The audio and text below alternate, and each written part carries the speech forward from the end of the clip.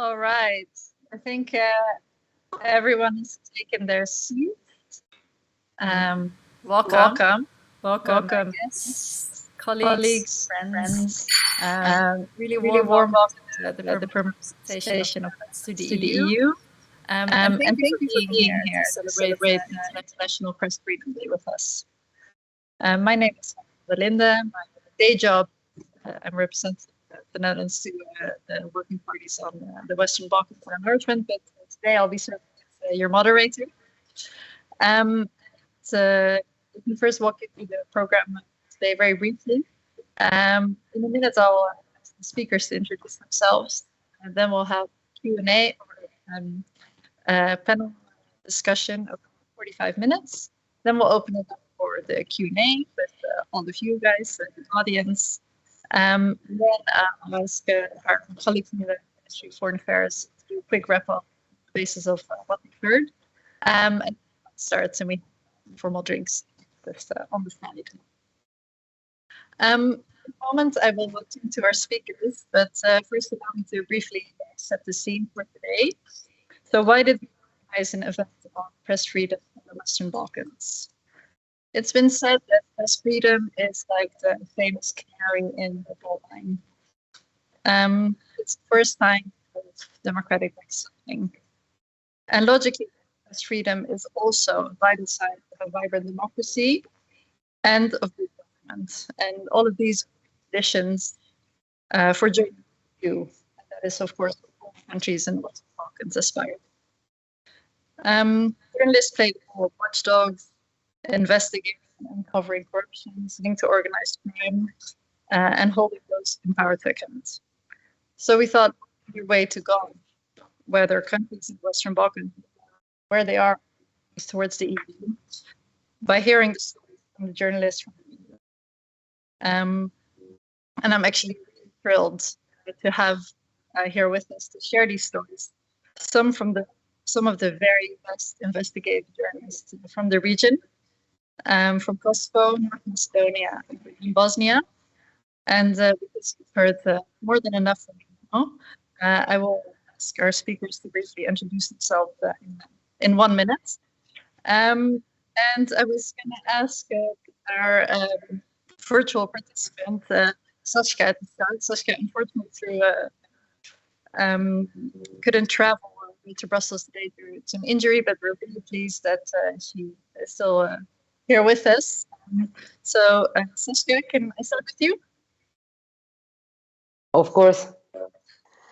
Hi, I'm Sashka Cvetkovska. I'm the editor-in-chief and the co-founder of the Investigative Reporting Lab from North Macedonia. We were founded in 2017, and our organization is committed to reporting on organized crime and corruption and good governance. We are generally notable due to our female leadership and young staff. I think we are the youngest newsroom in Macedonia, maybe even in the region. Our average age of reporters is 27 years old. And given the circumstances so far, I can say we are partially satisfied with what we do. If we had a little bit better culture in terms of accountability, I'm sure we could provide more. That would be all from me. Thank you so much. Maybe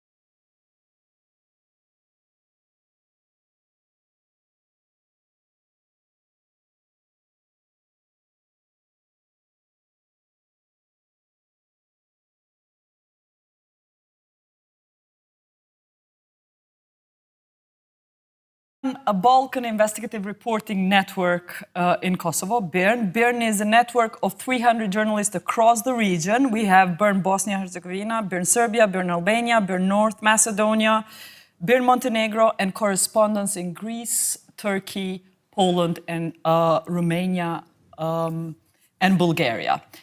We cover the region, but the office I run is the biggest office with 70 people in Kosovo. And I am the anchor of a current affairs program, which I started in 2005. First in public TV for 15 years. It was called Life in Kosovo, Jeta Kosovo. My name means life. Until they kicked me out because of an investigation I did. But they did me a favor, because since 2020, when I was kicked out of the public TV, I'm now running a nightly program on another national TV. So not weekly, but nightly. So I'm a kind of mutant journalist. More than you try to kill it, I mutate. And that's my story. Fantastic, and I can't wait to hear more about it in a minute. And the first topic actually that I wanted to discuss with you guys is, that's also the title of our event, but is the impact. Because I think often in Brussels here we talk a lot about the negative sides, but I think there's a lot of great work that's doing and it's having a lot of impact. And I think those are the stories that we really want to hear. So Sashka, can I maybe start with you? Could you tell us a little bit about what has been the most impactful story that you've published, and a little bit about the case, and especially also the impact that it then had after it came out? Okay, our latest and probably the most impactful story was published last year. It was basically an investigative documentary related to the COVID-19 pandemic. Our team of investigative reporters revealed that a very reputable regional hospital based in Skopje was performing experimental and illegal treatments funded by the Baxter Corporation over the patients, and more than 400 people died. The story was very powerful. There were victims from all over the region: Albania, Kosovo, even countries in Western Europe, which surprised me a little bit, like the Netherlands, Belgium, and I'm not talking about diaspora people, but since many private treatments were not available in many of the EU countries, in despair, people were seeking the best for themselves. And this clinic had quite a reputation. So we worked 22 months on this story before it was published. At the end, the story resulted with a conviction, and currently the doctor and the founder of the hospital is on trial, and 236 plaintiffs or victims are part of the trial.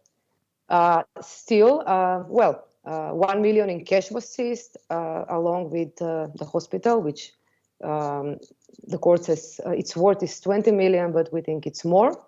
So this is possibly the most impactful story we ever had.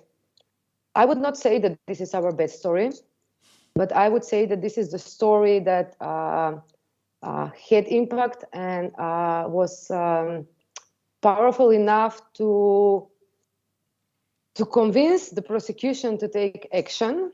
Now I would like to speak more about impactful projects rather than impactful stories. People believe that it's enough just to reveal the facts and do your job.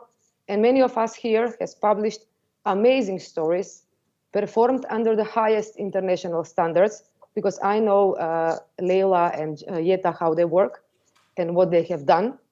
And trust me, they have even better stories than this one I'm telling you about. However, the culture of a lack of accountability doesn't really always produce the impact we all want to do. So 2 years ago, and I didn't choose these topics just because you are the host guys. But the Dutch embassy in Skopje had a little faith in us, and they were the only donor that decided to experiment a bit, because the donor landscape and the funding, the general funding landscape, let's say in the Balkans, is non-profits are quite dependent on foreign donor money, and those will usually be government money.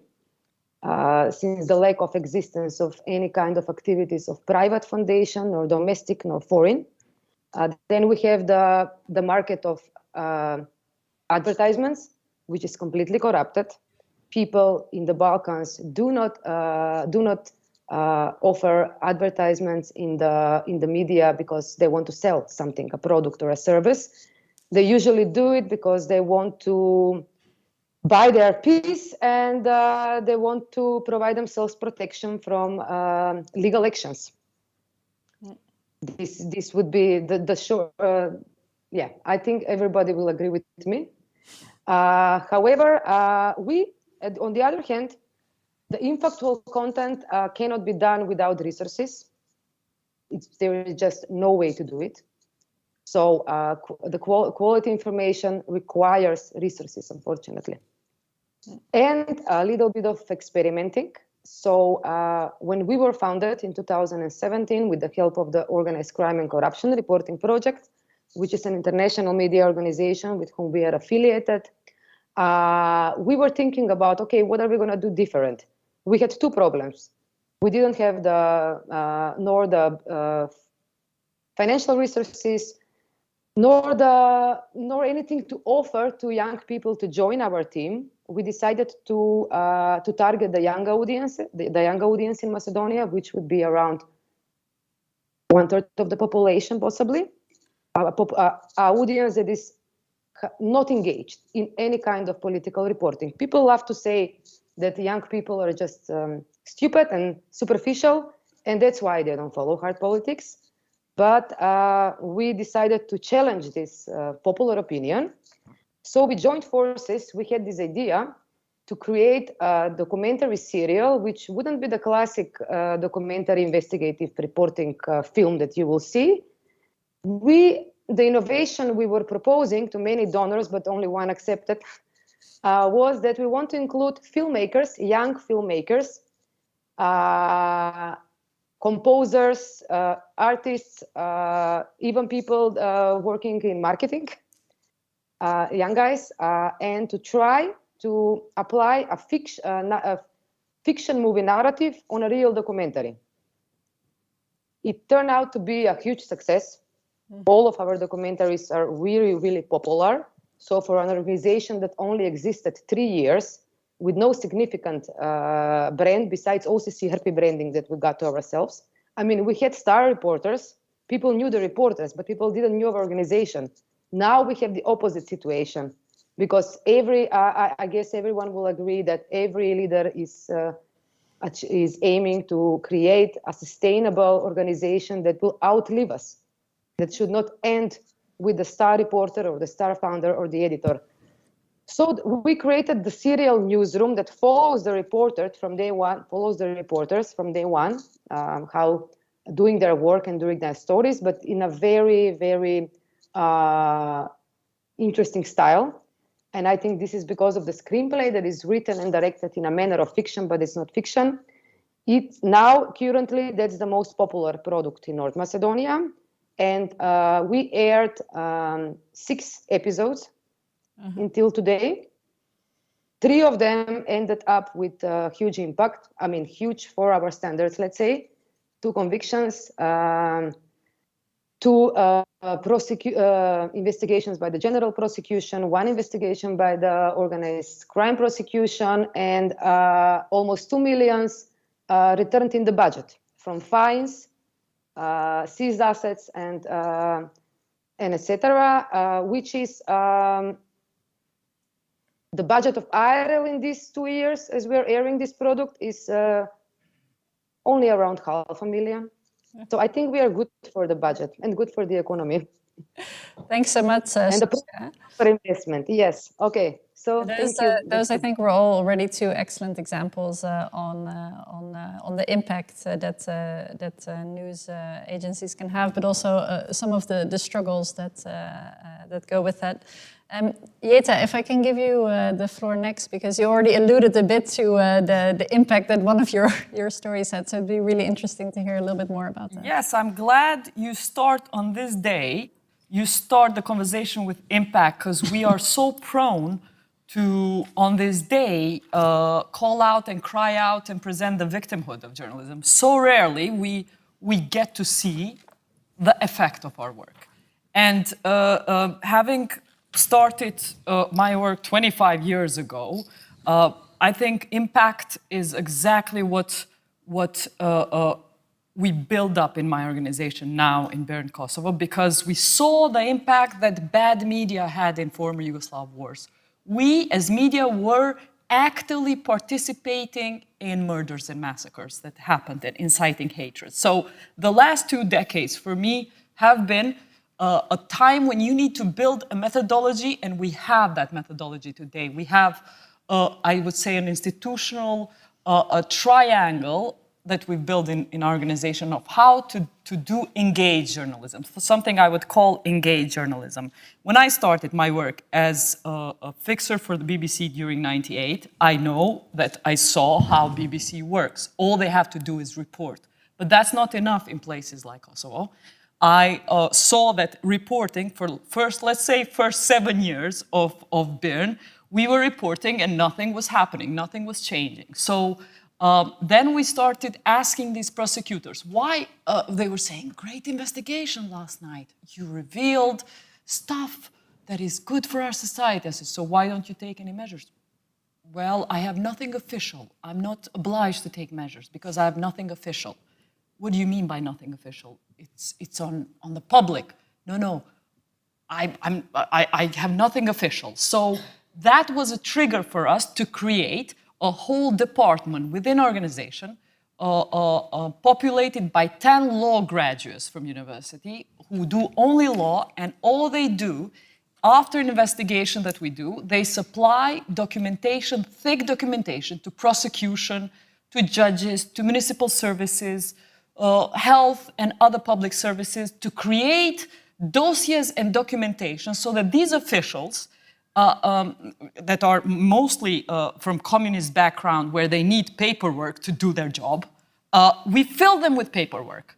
So since the last 10 years, we've built this method that we supply them. It's not enough for me to be loud and to question and to hold in my program and to hold politicians accountable.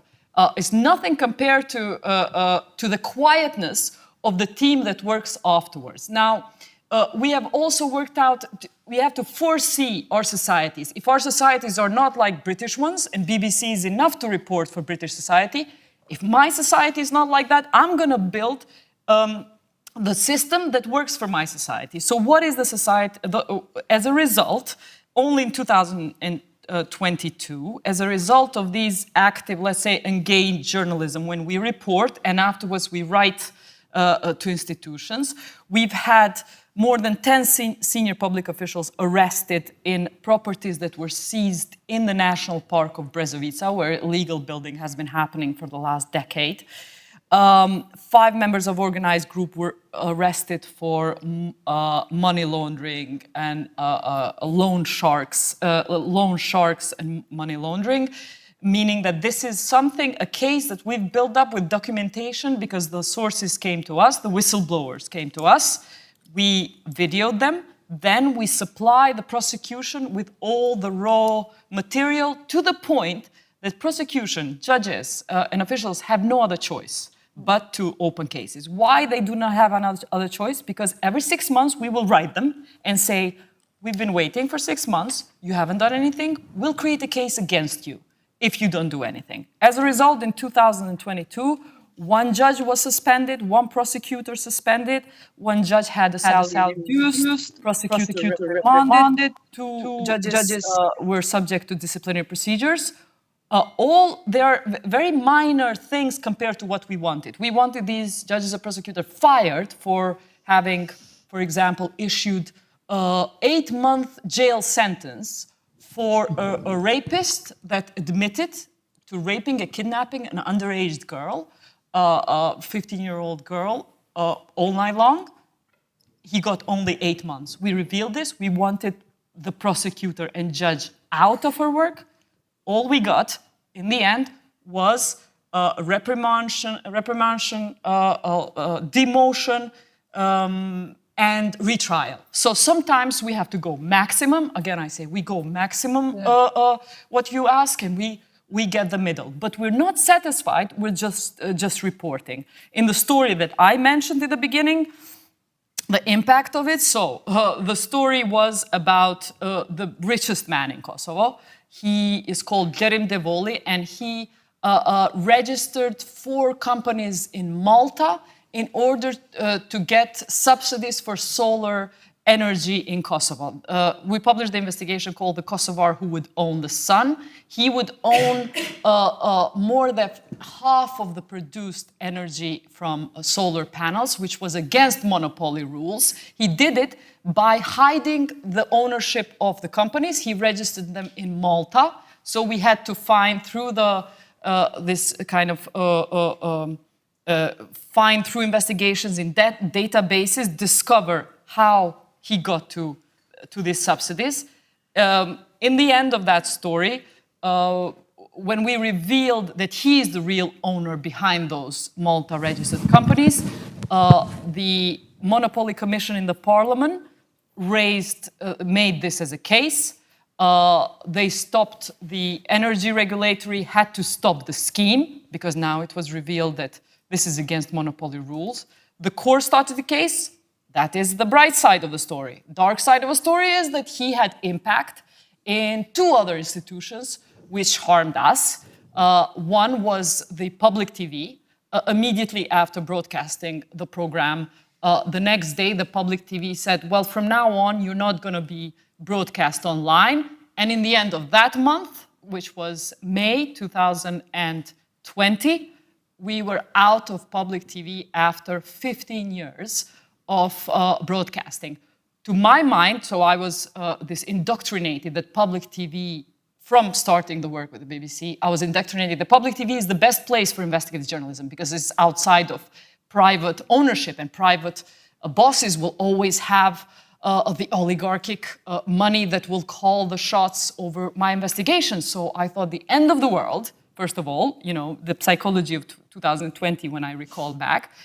But instead, what I found was that, well, it's not true. This is the richest man in Kosovo, had connections, found impact in the public TV. So it's not necessarily public TV is at all immune from oligarchic pressure. He then had impact on the Independent Media Commission, where he made a complaint against our program, complaining that that we discriminated him on national basis, because we revealed that he registered the companies in Malta based on his Montenegrin citizenship. In the meantime, he was so rich, he had acquired Montenegrin citizenship. He was an honorary consul of Kosovo in Montenegro to have diplomatic plates, as they do. And then he said, all I wanted to do in Malta is be a European investor. I was doing it properly. You highlighted in the investigation that I'm Montenegrin passport. You highlighted that I was investing in Malta. You discriminated against me. Anyway, without any basis, this is an investigation that won a 2020 Best European Investigative Story in Kosovo. So in one end, you get awards. In the other end, you get kicked out. So there's always a price to pay. So the price, as long as we know the rules of the game, that's the price to pay. When he did that complaint in Independent Media Commission, in the end, he bought off. I'm sure he bought off the decision. It was pro him, that he was offended. The Independent Media Commission concluded that he had been offended. Later on, again, what do we do in this case? We started investigating. Independent Media Commission discovered that there were 2 decisions within one institution. A whistleblower from that institution told us that the legal officer ruled in our favor, but then the decision went all the way to the top it got changed. So there were two decisions. Sometimes you're lucky, and a few months after that, the head of Independent Media Commission was arrested for corruption. So things came to the point that in the end, the important thing is 17 million euros that this oligarch was going to win in subsidies from the state with his connections that he had getting licenses for certain industries. And this is one of the industry, because he had a coffee industry, he had another flour producing industry, he has his own TV in Kosovo. But nevertheless, we caused the damage that he wasn't going to get the 17 million subsidies from the solar energy that was envisaged. So the downside and upsides, this is the rules. In the end, in 2022, we continue to get people fired. And also when we speak of challenges, we will speak of slaps. For example, we journalists, we speak a lot about lawsuits against us. We have actually worked out a system to create lawsuits for public officials. So on yearly basis, because even if we say the rule of law system is so fragile in the Balkans, because it's so fragile, we are using it against the people who make it fragile. We are making cases for them, and it takes so slow that it takes years. Even if they can buy the system, it takes too long for these cases for them to remove them from the system. Once you have a case, you can't get a visa. Once you have a case, you can't get a job. So we are just making it too expensive to be a criminal. We are just making the price a bit more expensive if you want to do a wrongdoing. So at the same time, as you say, they make our life difficult, but we need to turn the tables back, make the officials and oligarchs, whoever we think we are targeting, make their life a tiny bit more difficult. Yeah. Fantastic, and I think that's the challenges as well, something we'll touch upon a little bit more a bit later. You already mentioned the slaps. But before doing that, I wanted to also hear from Leila. We've heard both the negative and the positive impact that journalism can have. How is your experience in Bosnia, and what impacts do you see there from your work? It's often very hard to point finger on the impact, because it usually, particularly for the investigative reporting, it takes a long time. It's never immediate, or rarely, very rarely is immediate. That actually there is a follow-up action by the authorities upon the story being published. Usually it takes years, decades sometimes for something to happen that you can actually go back and see that the snowball effect started with that particular story that you did 10 or 15 years ago. I think that just by listening my colleagues and generally in the region, I think that the greatest impact of all is that we have popularized the investigative reporting. So there is more people interested in doing investigative reporting than it was 15, 18 years ago when we started. When we started, it was hard to engage journalists actually to do investigative reporting, because they didn't understand what was the concept. It was something that we brought as a new thing, a novelty, basically based on a different approach that was never practiced in the Balkans, and particularly not in Bosnia. So in that context, I think it's good that we now have younger generations interested in a different kind of journalism, and hopefully as time goes by, we'll actually raise a generation of young journalist students now, maybe, or even high school students that will actually not subject themselves to the pressures that are very typical in traditional newsrooms. So I think that's the general, that we cannot contribute to ourselves, but basically just the movement is there. When it comes to the impact on the stories, we had probably one of the biggest impacts. It's very hard to plan that you will actually that you will target a particular story, and that story will have an impact with the authorities or officials being moved to action. But we reported on a story on the, at that time, Prime Minister of Federation, and the way how he acquired the apartment. That particular story in 2006, it was a minor story that we had no idea what we were actually doing. Moved the situation to the point where in 2009 he was replaced by his own political party, and he went through the trial. The trial failed. So it's not really the impact. But as I said, it's very hard to point finger to the actual impact. I mean, at least he was replaced, and at least there was an acknowledgement that he did something wrong. But that particular story actually moved us in a direction of looking at the assets of the public officials. So that is one of our star products that we still do, is verifying the asset declarations and asset recovery program that we have in our office is something that we started doing in 2009 based on that particular story, and we are still doing it. Based on our research in the asset declarations and the asset of officials, the canton of Sarajevo. So, I mean, let's just not go into administrative setup of Bosnia. I'm sure that you all understand that we are very complicated. So, one of the administrative units where the capital is, the new government that was voted in the canton of Sarajevo in 2018 has actually adopted the legislation that criminalized not reporting your asset correctly. So at least the officials now could potentially go through the criminal charges in case they don't report their assets. So I see that as an impact. The prime minister from the story in 2006, unfortunately, is back in the politics because we forget very, very easily. There has been, while listening to my colleagues, I wanted to basically sort of digest through all of the stories that we did and highlight the most important ones. I think that one of the impacts that we are very proud of is the story on the German stock exchange.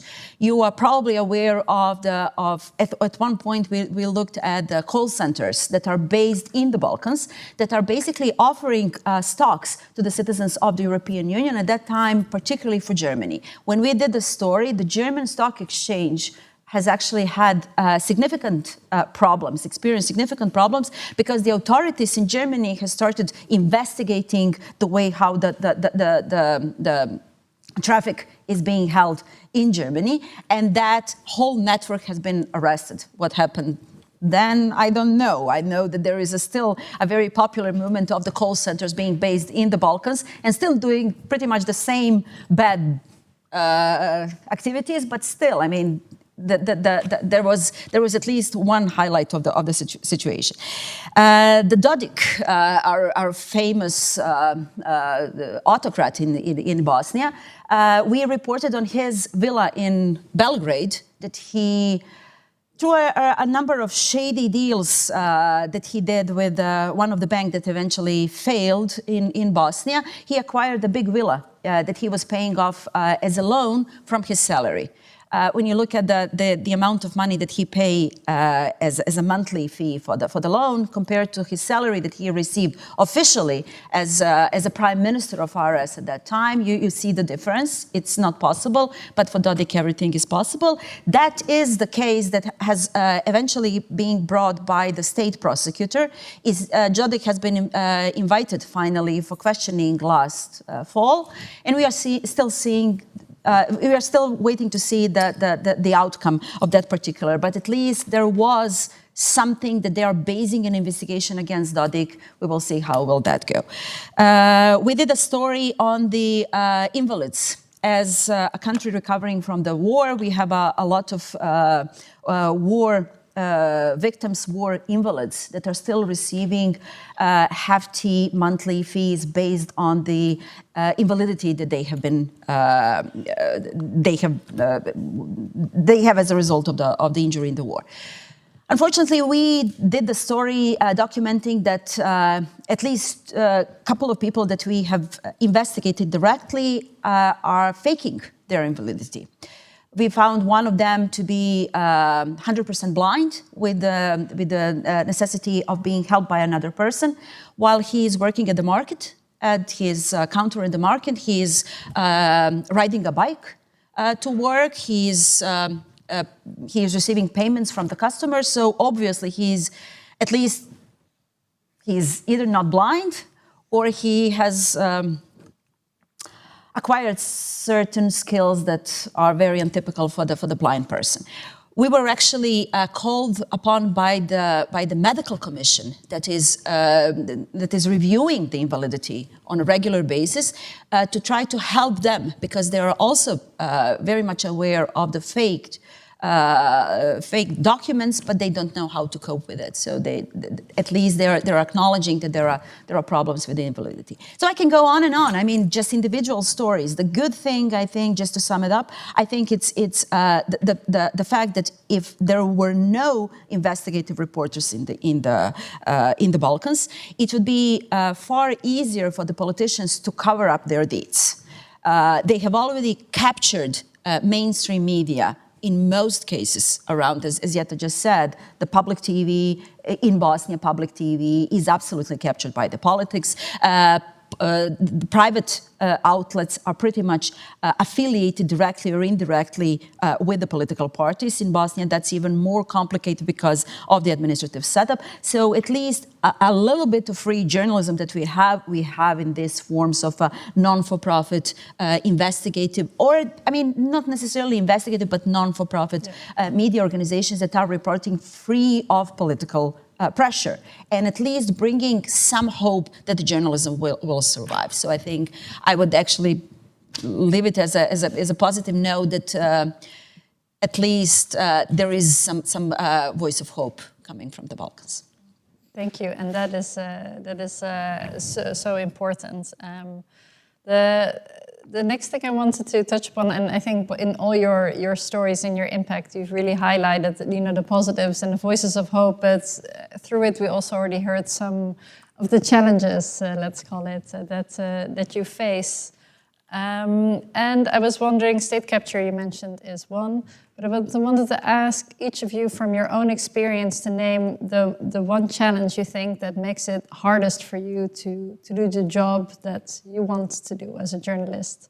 And as Sashka is with us again, maybe I can and ask you to start. So what is the one thing that makes it hard? I know there's many, but what is the one thing that makes it hardest for you to do your job the way you want it to?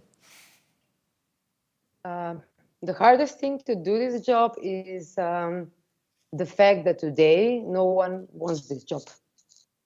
We struggle heavily to attract young talent, and I mean, I get them. In Macedonia, and I guess in the Balkans, the starting salary for a reporter is $200 per month. That's like a little bit more than $2,000 US dollars per year. That's 2 times less than the average salary in Macedonia. The maximum salary you can get in this business is 10,000 euros per year. Being a very experienced editor with, being in the business for a long time. And the average salary people with no experience, young people, can get in the marketing business, or lately we are seeing a huge wave of marketing agencies actually running and operating fake news websites. And when I say fake news, they're not just doing that for the Macedonian market. They are doing this for, we're currently working on this story, and we did quite a reporting in the past 5 years on this. So they offer their services to anybody, the USA, Netherlands, Germany, France, Poland. And the average salary that a young person can get there is around 2,000 euros per month. So, I mean, why would they like to stay in this job? We have this segment in the Investigative Reporting Lab. We call that, it's a different program, the integrity program. So we don't just teach young people how to do this job and how to be skilled. We don't just do that. We teach them how to be brave and how to love this work.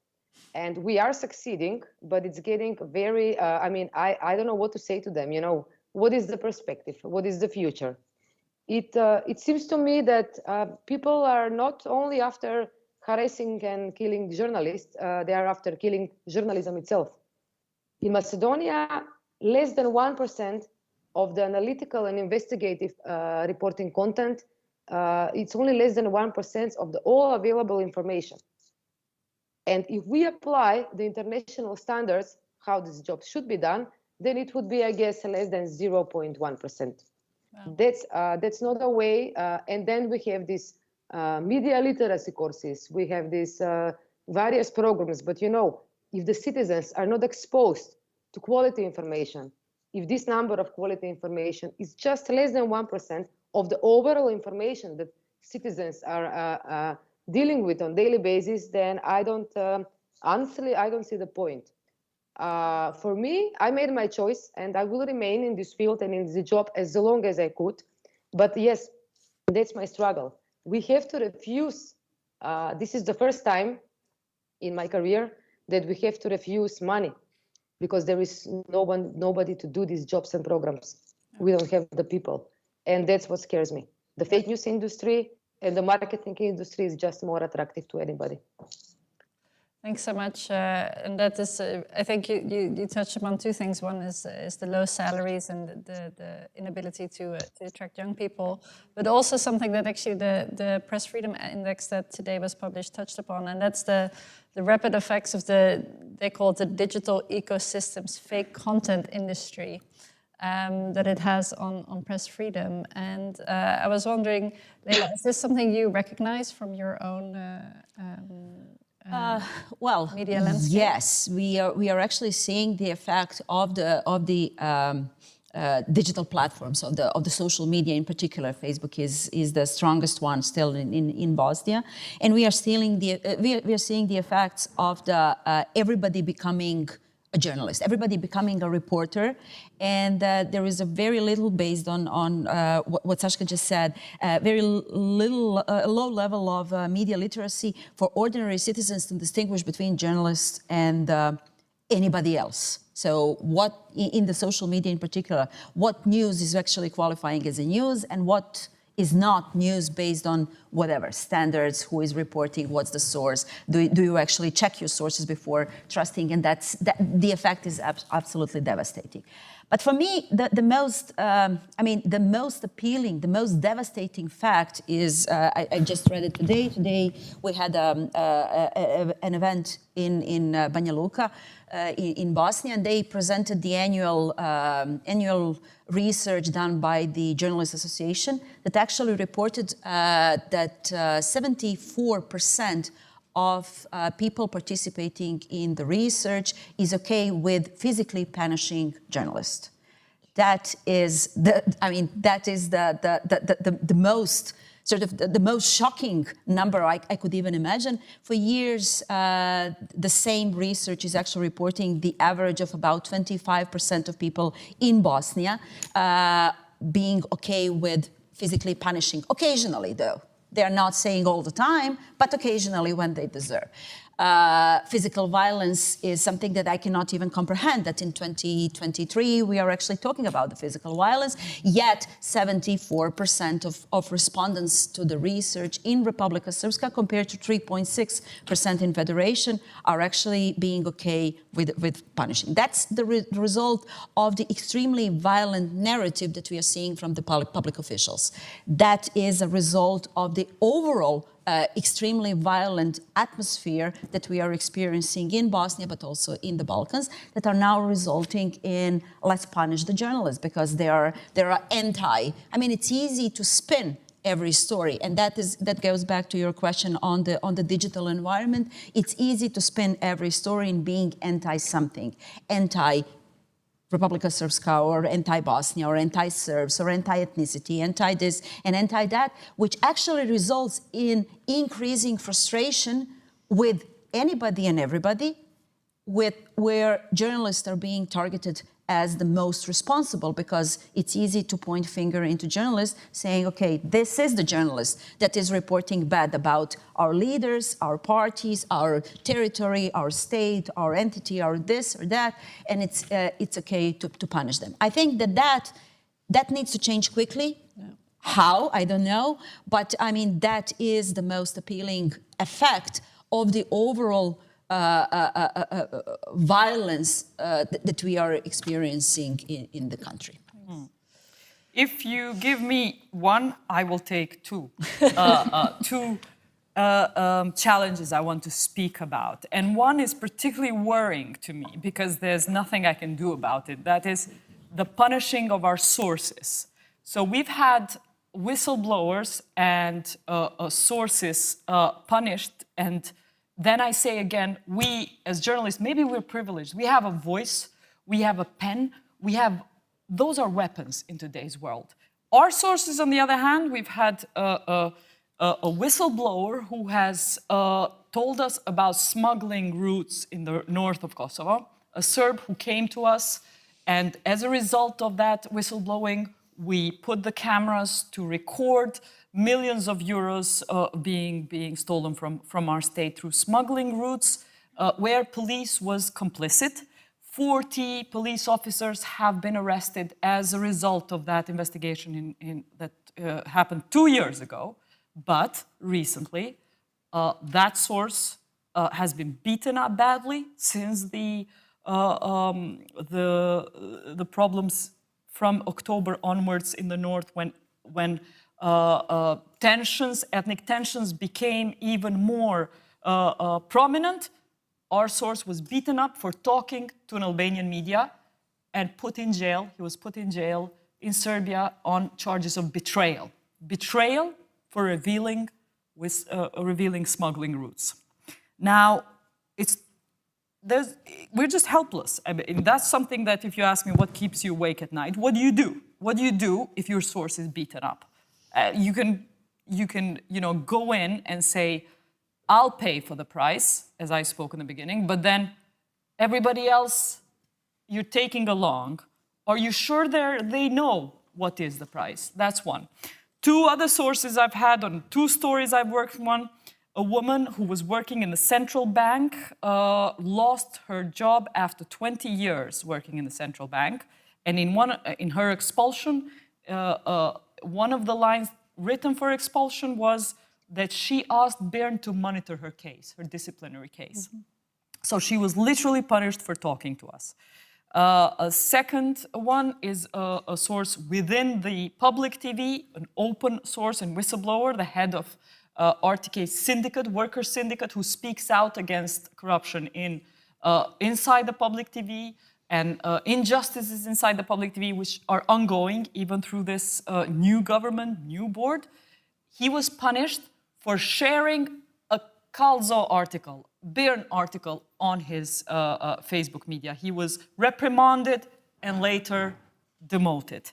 So in these cases, I really, this is where I guess when I said in the beginning, you foresee what are the changes or what your society needs, and you try to foresee the schemes of wrongdoers to create actions in order to stop them, to create the barriers, to create the reporting.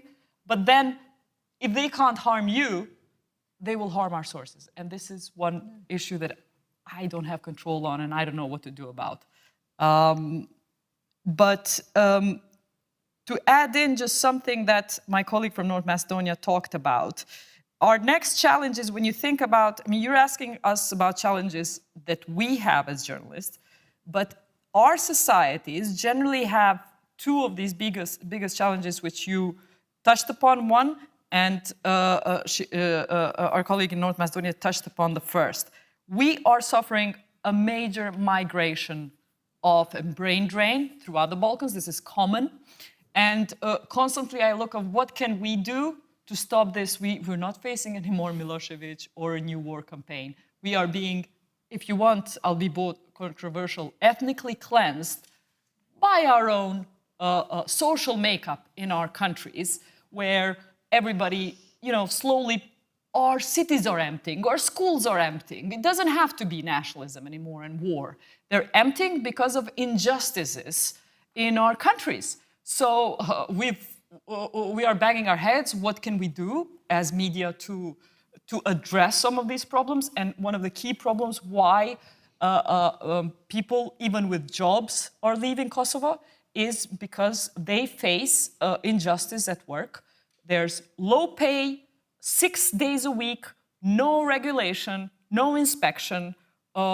It's modern slavery, to put it mildly. So we have convinced in an EU-funded project with the Working Inspectorate of Kosovo, we are putting our cameras with the inspectors and filming actions in, last year we filmed 100 like inspection actions in which 20 businesses were fined for over 1,000 workers that were found without contracts, working over weekends, working overtime. And that broadcasting of that particular rubric in our show causes more reporting to happen because people see that we are filming it and they file more and more complaints. For example, on Workers' Day, 1st of May, now, we've had, it's ironic, a lot of private businesses were open while the rest of Kosovo has a national day. It's a feast, it's a rest day. So private sector was making people work. The public sector everybody was at home celebrating the Workers' Day. The workers' inspector was not working. We did a story on that. Workers' inspector said, well, why do you just do a story on us? I thought we were partners. We film together, we inspect together. Yes, but it's precisely the symbolism of having to inspect on this day. And we agreed that we're going to inspect on one day coming up, which is a feast day in Kosovo, EU Day. I bet none of you in your countries have a break for EU. It's a national holiday with Republika us. Srpska does. 9th of May, coming up, 9th of May is a national holiday. And we convinced the Working Inspectorate that in this conversation, they're going to go out and inspect. So this is the injustice why our people are leaving. They can't find normal jobs. And when they say, I'll go and work in a bar and wash dishes abroad, I'll be more dignified, I'll be respected more. This is what they want, not a bully boss. They're not leaving because of bully politician anymore. They're leaving because of our bully boss. Therefore, we have to put our cameras almost to focus on these new entrepreneurs and private sector. The second that is happening to our society is precisely this rise in fake counter industry, which you spoke about, and you spoke about the attacks on journalists. And let's not forget there's another coin to what you're saying, that a lot of our colleagues are serving the devil. They're using the skills that they learned with information to work in smear campaigns. What is our biggest threat right now? The public, the citizens, can see journalists being mercenaries of certain groups and doing courier-type reporting. Like my colleagues in Serbia, today, for example, an investigative journalist, one of the best that Serbia has, from Krik, is on the front pages of Courier being attacked. So you have entire information workers who are working to smear investigative journalists in the Balkans. And smear campaigns are our biggest challenge. So first, I would say, is the threats to our whistleblowers and sources. The second is smear campaigns. In 2023 in the Balkans, they don't have to physically attack you. They smear you, their entire campaigns. Recently, I had to deal with such a smear campaign from 3 tabloids in Kosovo, Insider, Express, who said, Jeta is a millionaire. Jeta is abusing funds. Okay, so that was taken on by an extremist guy who had an anonymous profile in Facebook called Observing Unit. He called himself the Watchtower or Scouting Observing Unit. He wrote me to threaten me. You deserve to be killed. I read that you're now a millionaire, you're abusing funds, and you're against the... So he built up that narrative, and you're against the KLA.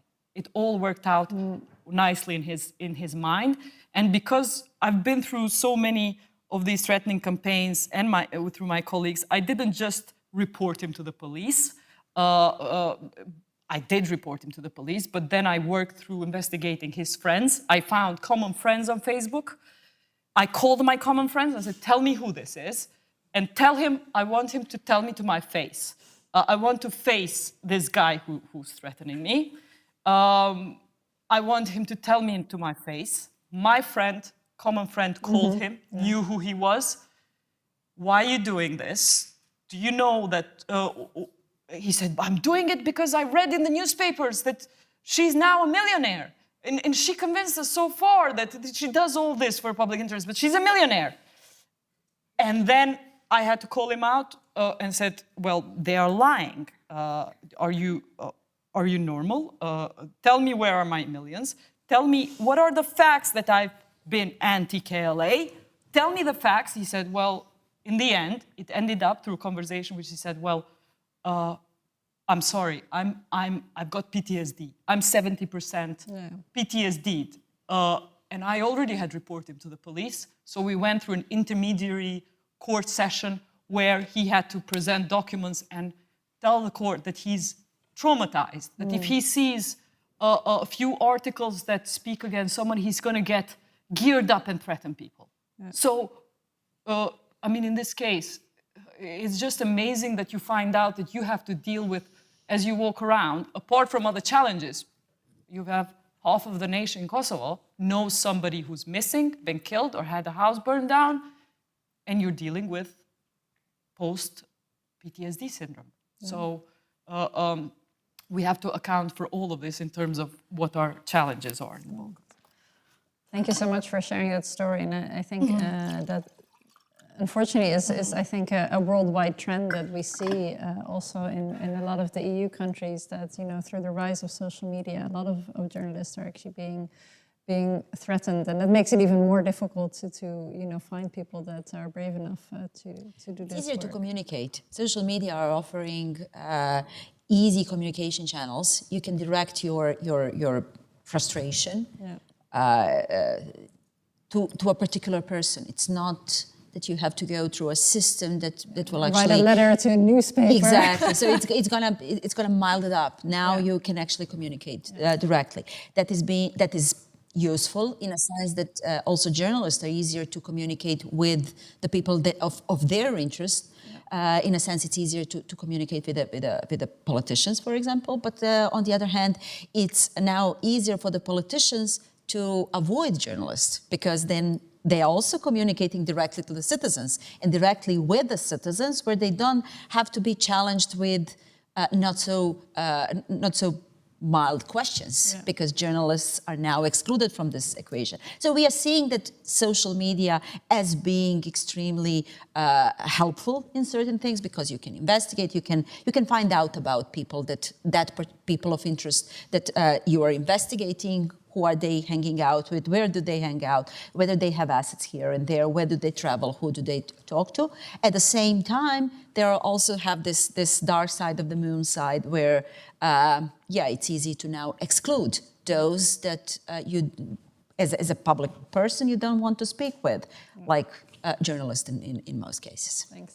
I'm also looking at the time, and I'm sure that there's a lot of people in the audience who also want to ask questions. So I wanted to ask one last question from my side, and I want to ask you all to keep it as brief as possible. But before you have a whole room with policymakers from EU countries, from the EU institutions, some other journalists as well. So what I was really wanted to hear from you, in a minute or less if you can, which I know is not enough to do this justice, but hopefully we can continue it at least afterwards, also informally.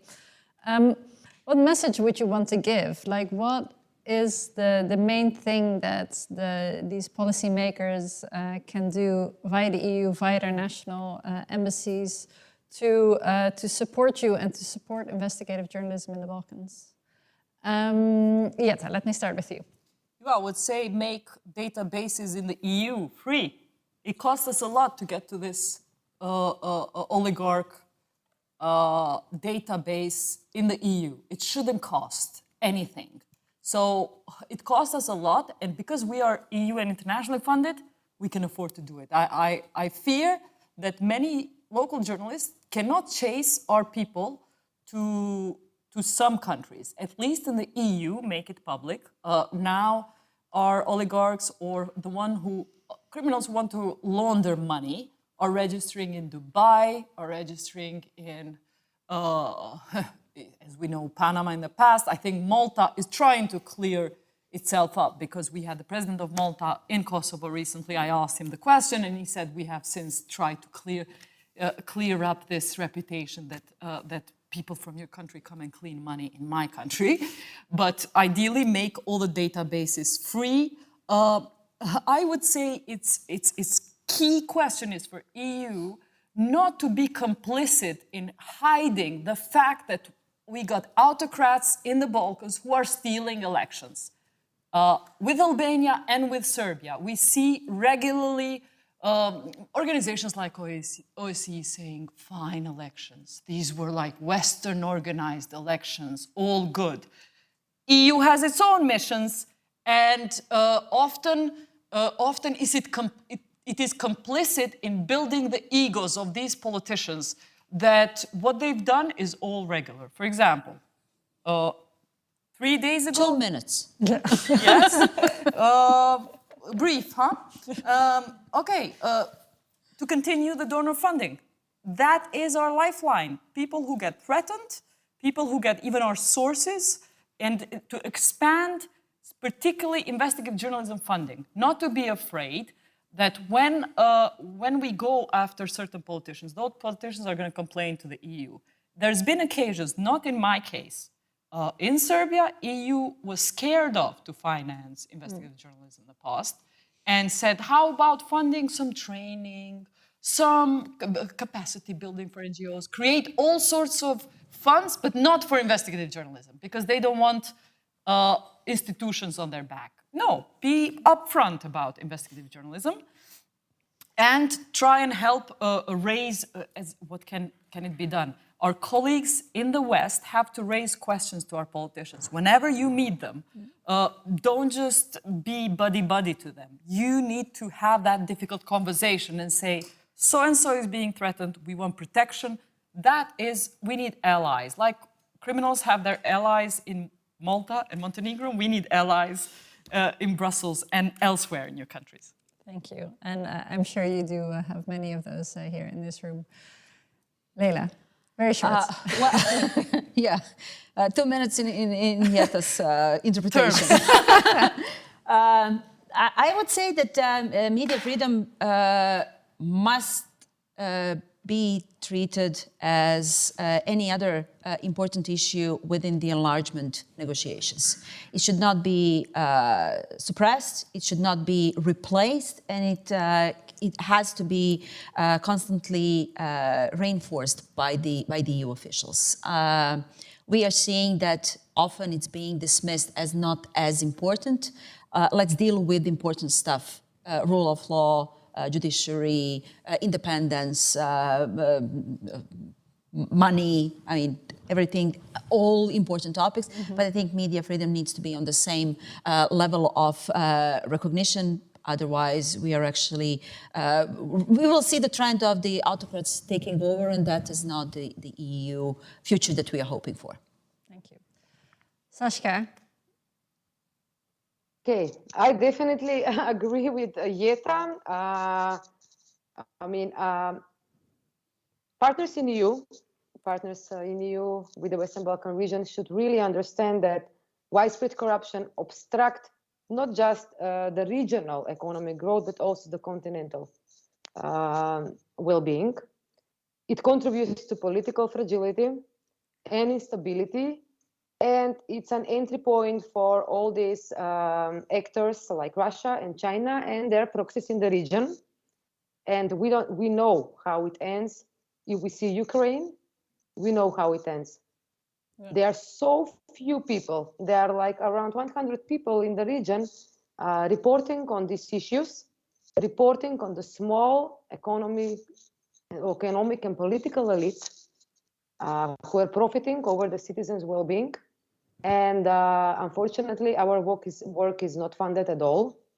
And I would not go into specifics, but I would really, if there is anybody from the European Commission listening, they need to rethink their strategy, and they definitely need to do something. By rethinking, I mean they need to see what they fund, why they fund it, how it contributes to the overall stability on the continent in Europe, and what are the results so far.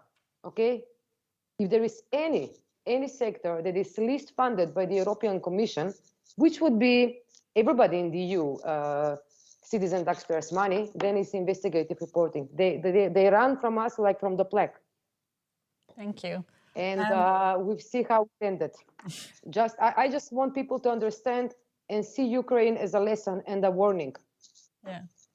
Thank you. That's a very powerful message, and I think we're all very cognizant of that, of course, since February last year. And I can assure you, people from the European Commission are in the room, and I'm sure they were listening.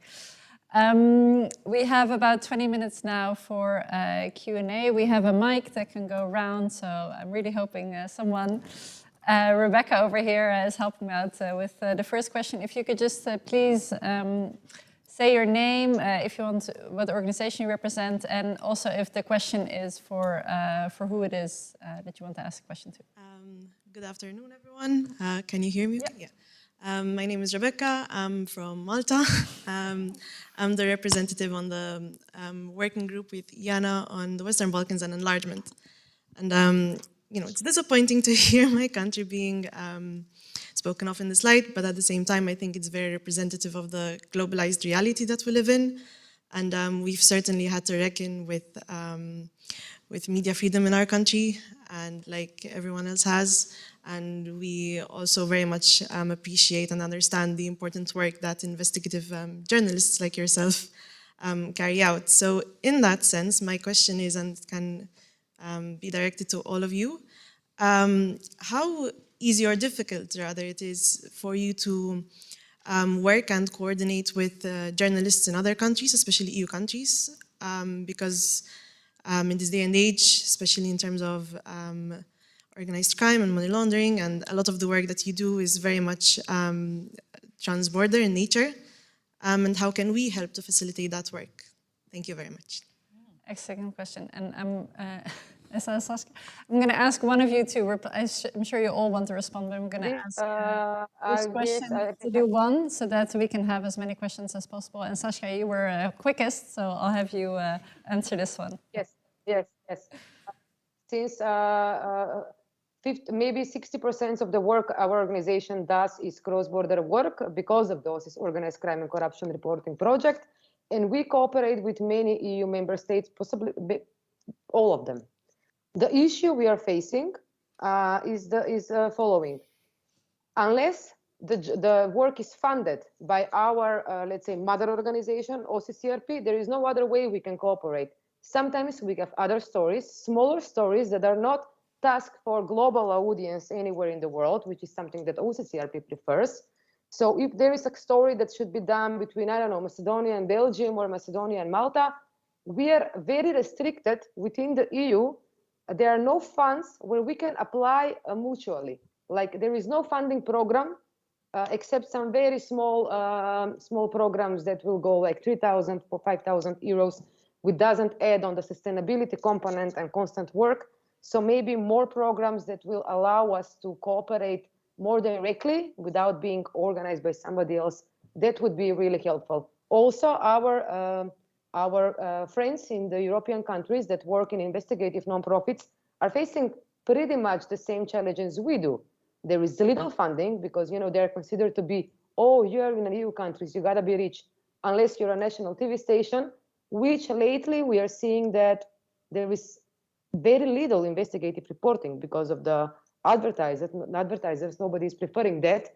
So even in EU, the high quality investigative reporting is in the nonprofits who are struggling just like us for funding and for sustainability. So programs that will allow some flexibility when country-to-country cooperation can be made. That would help. Okay, fantastic. Any other questions from the audience? Over here.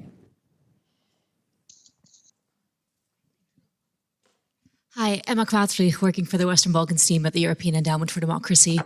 Jeta, you mentioned this case of losing a case of insult against this businessman that you wrote about in Kosovo. And I wanted to ask Leila to comment about the impending criminalization of defamation and insult in RS and how you expect this to affect your work and just in investigative journalism in Bosnia and Herzegovina. Yes, unfortunately, we are now seeing something that we were certain that we left it in the past, because for 20 years we decriminalized the slander. We were the first in the Western Balkans to do so. Now, unfortunately, the argument that the RS government is using is that majority of EU member states also have a criminal charges for slander, so it's a part of the criminal code. Unfortunately, the implementation is different, or the response of the judiciary.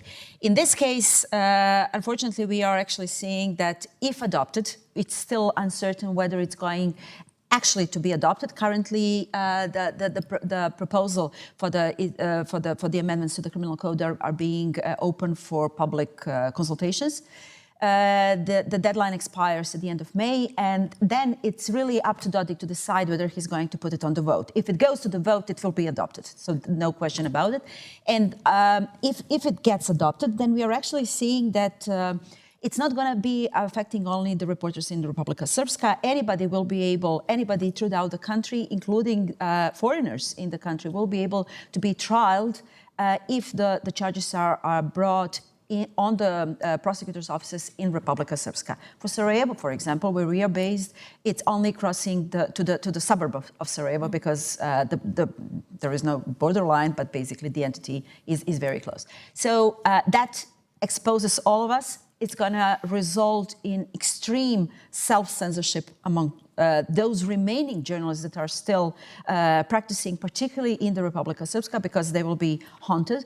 Obviously, the protection mechanisms are still something that we will have to see how will they be effective. If the law is adopted, Dodik will have to take one victim as an example. So somebody will pay the damage. The damages go up to 60,000 euros. They are proposed by the damaged side, so whoever is suing will be able to decide on the amount of fee to be paid. The most devastating is that family members, for example, are actually mentioned in the text of the law, where family members are not to be reported about at any cost, even if it's true. That is the wording of the article, because that means that even if you have the proof, you will still be fined, because you're reporting about the family members. And family members, unfortunately, throughout the Balkans, not only in Bosnia, are heavily involved in the politics life. They receive subsidies. They have companies who participate in the public procurement. So we are talking about people who are politically exposed. So not being able to report about them it's a censorship that is actually dictated by the legislation. So that, in combination with another law on NGOs and foreign agents, it's actually going to seriously affect the freedom of assembly, freedom of reporting, and freedom of speech altogether. Again, the slander is not going to affect only journalists, but also opposition, anybody and everybody who are commenting on the situation in the country, and that is extremely worrisome. We are seeing that this trend, unfortunately, I mean, at this point, Dodik is the one, or the RS is the one who is proposing the law. There are some politicians in the federation, both in position and opposition, who would love to see the same legislation applied in federation. So this is opening door basically to a very stiff control over the public space. The SLAP lawsuits, when you look at all my colleagues in the Balkans, BIRN Serbia has 2 from Belgrade Mayor. BIRN Albania had 2 going through the years. It won them recently. BIRN Kosovo has about 10. So this lawsuit of this oligarch is one of the 10 we have collected from 70 staff in last 15 years. So meaning that we are not too worried. We are telling them we are here. We're not going to go away. Recently, it took an NGO that had a similar lawsuit, SLAP lawsuit against them. It took them 10 years to come to court. It took them 10 years. So 2020 he sued me. It might take 2028. But what are we watching? We're telling the local courts, first of all, It's good that there's a map of SLAPP lawsuits in the world in general. It's good for my recommendation for every journalist is to put these lawsuits against journalists in that map and to tell these, when you tell a person that you're a SLAPPist, it's almost like telling them you're a crookist. So let's be aware, in the next 10 years, we're gonna blacken your name as the one that sues through SLAPP lawsuits. We need to make a big deal out of it. We need to make a campaign to blacken the name of these people if they want to sue us. Don't forget, at the same time, the other coin is that I have sued all these newspapers that have smeared me, that I told you lied about me being a millionaire and so and so. I have sued them in a similar, in just a lawsuit defamation law. They will take 10 years, but I'm gonna challenge the courts. If my biggest worry for all my colleagues in Serbia, Albania, and Kosovo is that the rich people we have written about have more money than we do to buy off the courts. That is our biggest worry. But the way we're protecting ourselves against this, we're telling the courts, we are watching you.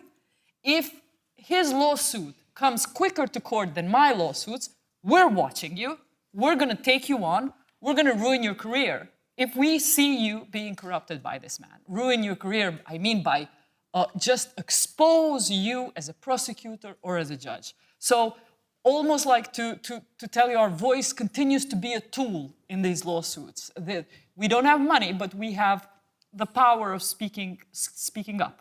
So we will use this if you try and be bought out. So just think whether the cost, what the house you will build, the Mercedes you will buy with his money is worth what you're going to get from us. So let's see. This is it. Fantastic. And then I think I have 2 more questions, which I both want to grant, but let's try to be really quick on the answers. And the first one is for Jasna. First of all, compliments to the organizers for putting this panel together. It was really amazing to listen to. And my name is Jasna Jelisic. I work for the European External Action Service. And dealing with the Western Balkans. Absolutely great work that has been done by investigative journalism networks all over the Western Balkans. It is true that thanks to the media capture, it has a limited impact in the mainstream media, but it does in some parts of the Western Balkans more than the others. We just heard about the case of Kosovo. One thing that was mentioned and maybe worth discussing a bit further is the role of advertisers. And what can we do to raise the awareness also of businesses not to advertise, for example, in disinformation outlets, and to take a part of their corporate culture to support professional journalism. I think there is a room for us to do more on that. Media Freedom Act is coming because all of these problems that you're talking about of course exist in the Western Balkans at a larger scale, but these issues are global and exist also within the EU. And absolutely, as Leila mentioned, the accession process should help downloading all of that regulation that exists in the EU to help the Western Balkans. One thing that it looks from where I sit and all the conversations I have is that the free and democratic world will continue to finance professional journalism and ethical journalism that is done in line with the highest standards. But now I would love to hear assessment, if possible, from you, Sashka. I'm sorry you are not with us, but also Leila maybe.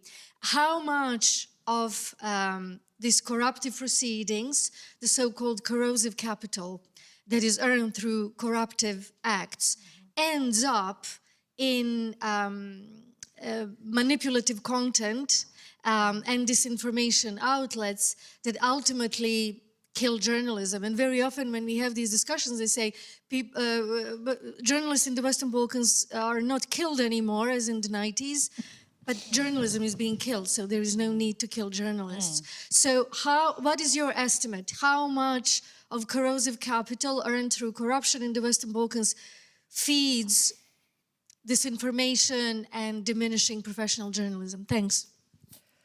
All right, I'm going to try to ask you to really try to name a number, or if you can, just say we can't, because yeah, we don't have so much time anymore. How much of Oh, yeah, okay. I cannot answer fully, but I would say this. In Macedonia, I mean, I know the numbers from Macedonia. Almost 90% of the advertisement in media is comes from three main sources or three main companies that run various businesses. All 6 national TV stations are owned by local oligarchs, half of them with strong Russian ties, and they don't actually own the media because this is their main business. It's a tool they use so that they can provide themselves and their so-called advertisers protection from prosecution. Okay. So this is how the ads market looks in Macedonia. And on top of this, I must say this because I'm really frustrated. EU, even the USA, are helping this media and throwing a lot of money in advertisement, in some campaigns, and in sponsoring content. And on the other hand, they are leaving honest organization hanging in the dry. So yeah, this is the situation here. And to anybody who is interested, I can send you in-depth analysis and numbers that were well analyzed by the Macedonian Association for Journalists. Thank you. For Bosnia, the advertising is a problem, is a known problem for many years. We have a political division, we have an ethnical division that is also dividing the advertising world. Plus we have influences from the other 2 countries which are diminishing the advertising budget in the country. That means that basically the amount of money that is available through advertising is really down to about 2 million euros a year, which is very low. The biggest advertisers are public companies, and they are advertising based on the political affiliations of the public companies. On top of that, we are actually seeing that advertisers are making their decision, even the honest ones are making their decision based on a fake people meters, because we don't have a proper measurement of the audience. So the numbers are fake, and numbers are adjusted to fit a particular political agenda. So for us, when it comes to advertisers affiliating with disinformation campaigns, they're basically affiliated with the politics, and the politics is then driving the narrative into their political interest. We will see now with the switch of the power in the country, we will see whether that would change slightly, but it's a pretty grim situation. Thank you. Last question. I think you had one. Yeah? No? Thank you. This is a great session. My name is James Cantor. I'm from the podcast EU Scream. I wanted to follow up on the databases. This is sort of an issue here. It's about how do we get information on oligarchs, right? Who is charging for these exactly? Is this an EU problem, a national problem? So that's one question. And then on a more general level, it was mentioned that the Russians and the Chinese have an influence in the Western Balkans. I wanted to follow up on that and ask, well, is this a question of ownership of media? Is it a question of creation of narratives? Where is the issue at its most acute there? And does the EU try and do anything to counter this? And are those strategies even remotely successful? Thank you. Thank you. Those were actually excellent questions, but a lot of them. So what I propose is that we do the question on the databases now, and then we'll wrap up, and then there's an opportunity informally to continue the discussion. Okay, so who's charging? The business registries are charging. Each country has some form of business registry, and the business registries all cost money. And then there's another business registry you have to get to 4 or 5. So I believe there's also lawyers' companies that are in charge of those business registries. So throughout Europe, there's different charges. And the narratives is a key thread throughout our regions. We are very worried about Russian and Chinese influence. And the best thing that EU is doing right now, I guess it's a good thing to end on this note.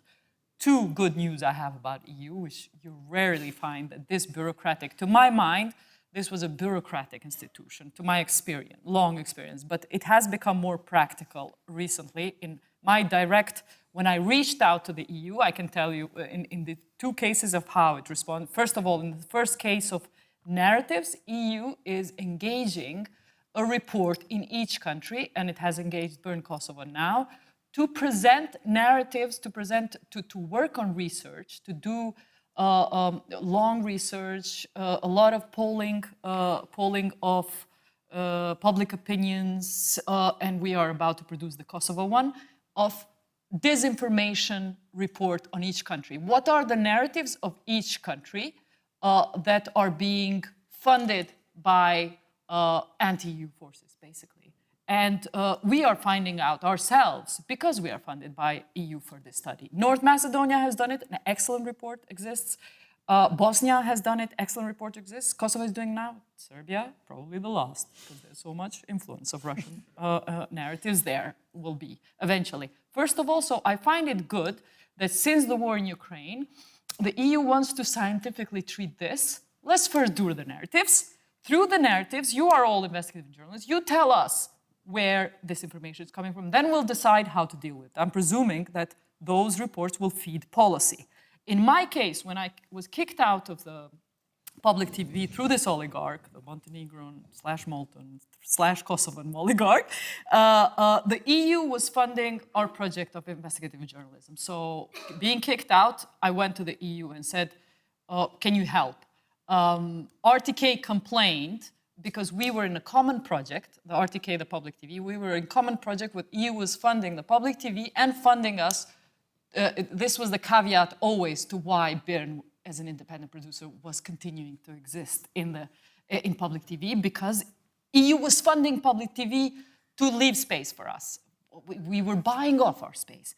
And in the end, the public TV says, we want the EU money, our part, but we want to kick BIRN out. So can please EU continue giving us money? EU said, no. The terms are that you take both. You take BIRN programming and you do your own. They said, that's not fair.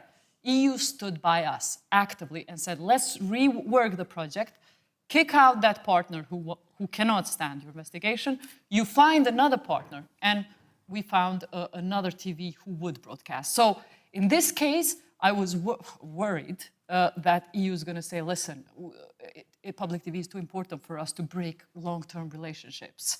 And we are afraid, for example, they could have been said that public TV issues campaigns against the EU and becomes anti-EU, but no. To my surprise, they were like, we'll put our diplomatic cloud behind your investigative journalism. This was great compared to the experience that my colleagues had in Serbia. They did not get the same response. So I want to say this is a good example to end on these two good points. I actually think that's a great note to end on. And I think there's so much ground we covered here. And I just really, before we open the bar, very quickly would like to ask our colleague Johannes Kieperstein, who's here with us from The Hague. He works on the Western Balkans, disinformation, all these issues. To sort of wrap up the session and yeah, just to finish it off. Thank you.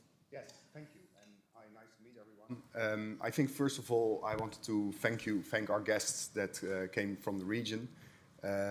Yeah, I mean, thank you for your very valuable insights and also showing the difficult work that you're doing. So in a way, I think we're putting today investigative journalism in the Western Balkans in the spotlight, but we're also celebrating it, and we're celebrating you a little bit. So just a small applause for our guests.